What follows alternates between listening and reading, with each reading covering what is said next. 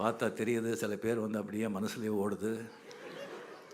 இல்லை okay, Shankar sir இந்த படம் எடுக்கிறாங்க, அவரை கூப்பிட்ருக்காங்க.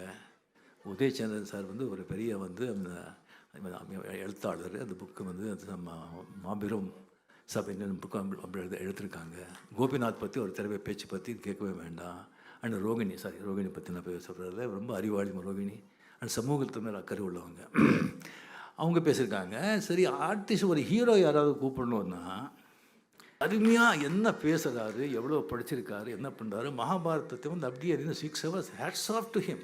இந்த ஏஜில் வந்து கண்டினியூஸாக அது குரல் பற்றி எதை பற்றி அவரே கூப்பிட்டுருக்கலாமே. அது வேண்டாம். சரி, கமல்ஹாசன் எவ்வளோ அறிவாளி, எவ்வளோ படிச்சிருக்காரு, அவரே கூப்பிட்டுருக்கலாமே. அதெல்லாம் விட்டுட்டு இன்னும் 75 வயசுலேயும் கூலிங் கிளாஸ் போட்டு ஸ்லோ மோஷன்லேயே நடந்து வர இந்த ஆள் வந்து சொல்லும்போது, நண்பர்களே வந்து இந்த உலகமே வந்து எழுத்து புத்தகங்கள், அதனாலே வந்து இயங்குது.